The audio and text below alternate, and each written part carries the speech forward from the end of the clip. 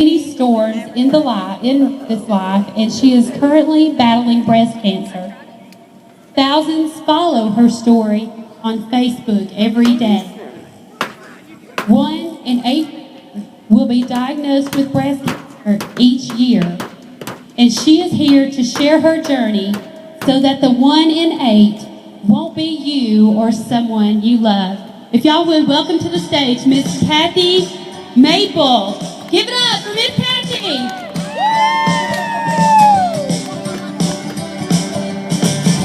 I just want you to listen to the words of the song for a minute, okay?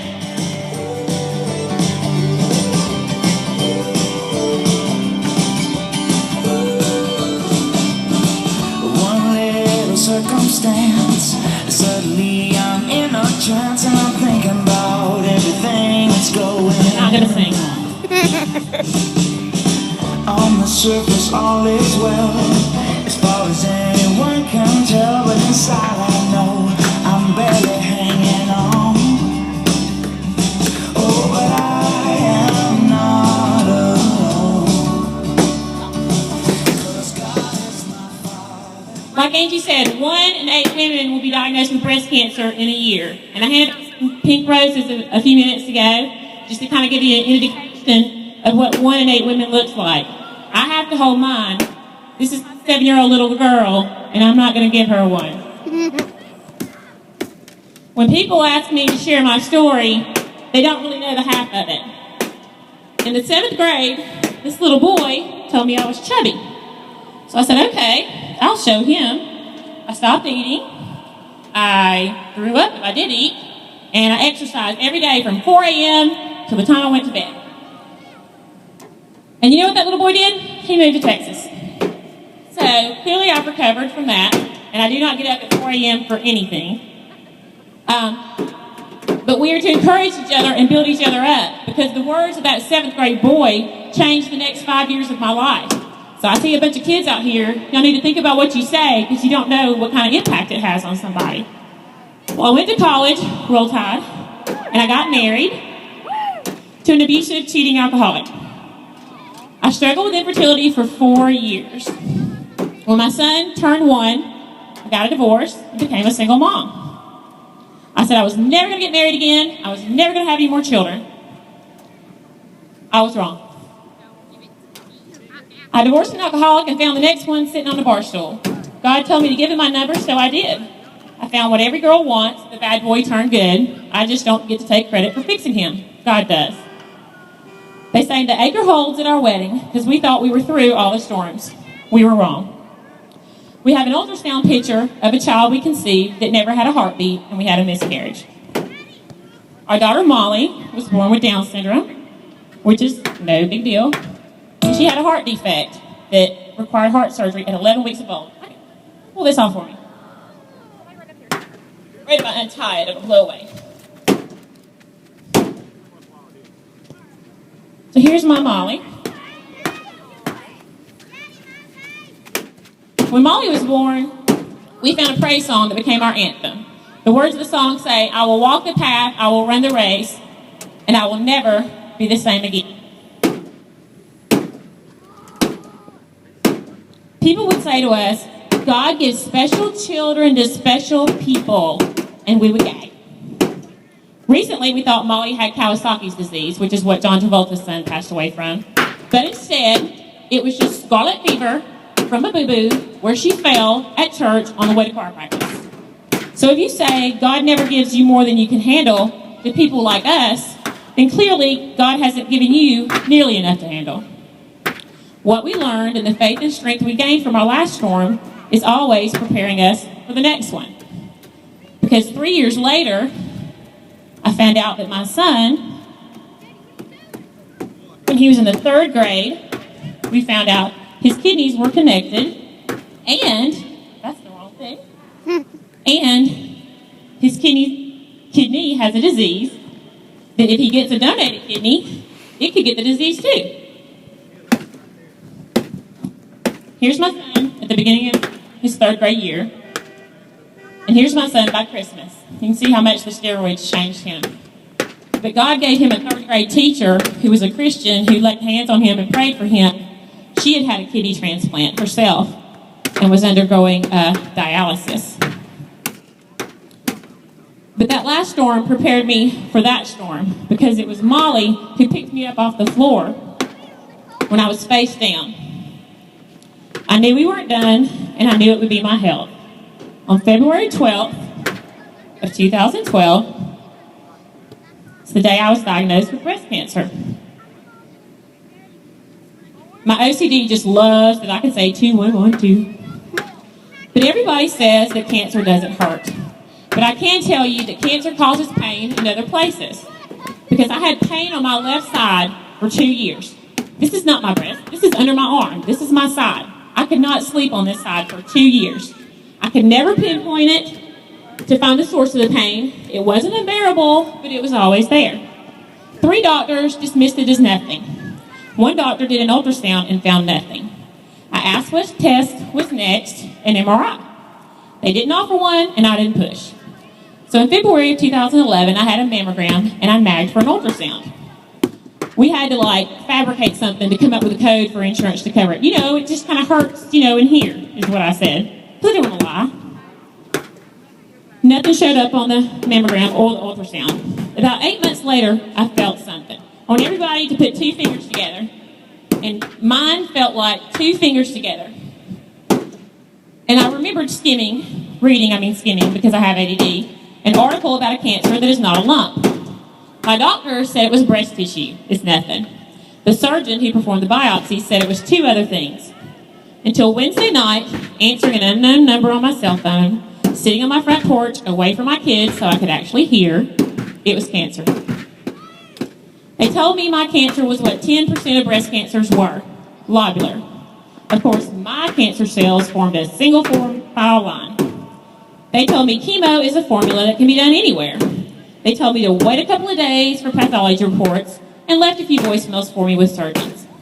I went to chemo with a friend to see what chemo was like, and I got a phone call from a nurse at UAB. She told me more about my breast cancer in 10 minutes than anyone else at my hospital had told me in 2 weeks.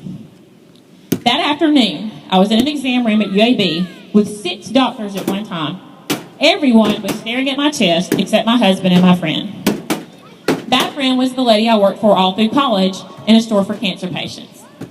It was Carol and my friend Julie Marino who encouraged me to get treatment at UAB. Julie and I go to church together, our kids go to school together, our daughters, Jesslyn and Jaden, are BFFs. We have special kids, Molly and Christopher, who are like brother and sister. We carpooled to Homewood for special schools for 6 years, and we have a lot in common, including breast cancer. And Julie is an 8-year survivor. In this city, we are so blessed to have so many options, but especially UAB. And I know the further out people live, they think if they just get to town, they'll be okay. But you don't ever have to go home to get your affairs in order if you haven't been to UAB yet. I say they could treat me like a lab rat, but they don't. I've had a full day of tests and had the results back the same day or the next. The oncologist told me the cancer had been in me for about 2 years. You remember the part about my side hurting in the test? Well, I got angry. I'm going to beat that car when I'm done.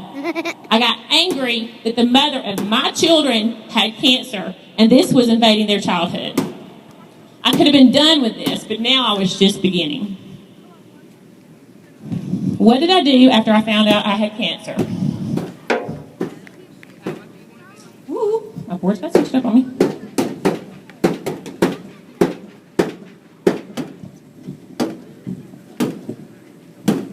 I taught Vacation Bible School to about 30 kids a day. I got anointed with oil, and I had believers lay hands on me and pray for me. I threw my daughters a backyard pirate birthday party. We went to the beach twice. I went to the Jefferson County Board of Education to fight for my daughter's special ed classroom. You keep living when you have cancer. You just do it bald-headed in hot, itchy wigs or hats. But cancer is ugly. Hair. I had some hair. Some of these guys I haven't seen since high school.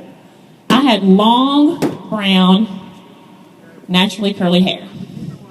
Big 80s hair. And it's all gone.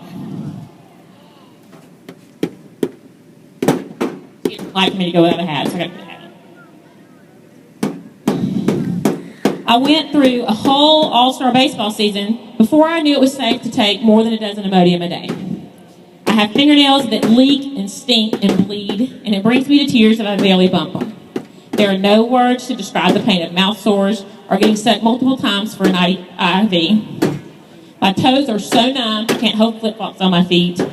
And the side effects from the drugs for the side effects of the chemo are worse than the chemo itself. So I can't imagine what it feels like for Walker. But I know as a parent, I would rather it be me. Now my daughter Molly sends me to bed. She refuses to allow me to cry. She literally sticks her fingers in my eyes to stop the tears. And she hugs me at all the right moments. I get that people want to hesitate to get close to someone with cancer because you're afraid it's going to hurt or be too painful if you lose them. I've even done it myself at chemo. I didn't want to go close to those people. They were going to die. But your life will be so much better for knowing them, even if it's only briefly. I'm better for knowing my high school friend Allison McCarley and my Facebook friend Laura Black, who friended me the last 2 months of her life. Who isn't better for knowing Hunter Alexander and his family? And who isn't better for knowing Walker Jolly? What could have been the worst summer of my children's childhood, just be Vanna for me, Angie, turned out to be the best because of the friends and family who supported me by taking my kids and letting them just be kids. I saw a family leave a minute ago that's brought me too many meals to count. And God comforts us in our times of trouble so that we can comfort others. So if you ever get an idea to send somebody a card or give them a call or a message, do it because God's telling you to. Stretch that out for me. This is just from breast cancer, man. I got twice as much from Molly and Corey. God's using you to support them. Some of these are from people that have lost children, and they're taking the time to encourage me. People tell me I should write a book. So what am I going to call it? Chromosomes, Kidneys, and Cancer?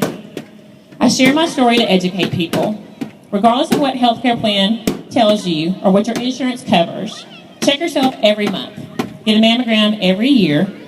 If you feel something, insist on an ultrasound or a breast MRI. You don't know what it is until they stick a needle in it or take a surgical knife to it. So don't just watch it. Speak up and ask questions. My doctors are Christians. They are my friends. I wanted to be able to trust them with my life, but they are human and they missed it. They missed it. I share my story to inform people, to empower people, and to encourage people. I share my story because everything happens for a reason, and something good has to come from all of this. God gave me this family.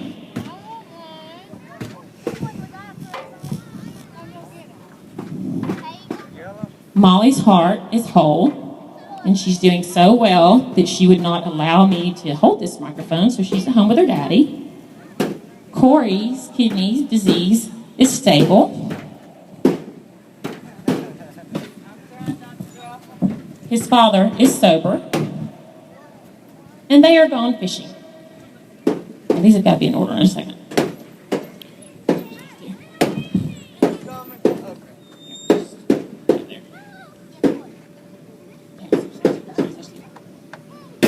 See, nothing ever turns out as you plan. Here's how I spent my summer. We also did a lot of praise and worship, casting crowns, Chris Tomlin. We didn't sit at home by any means. But the main reason that I share my story is to save lives, because I am healed.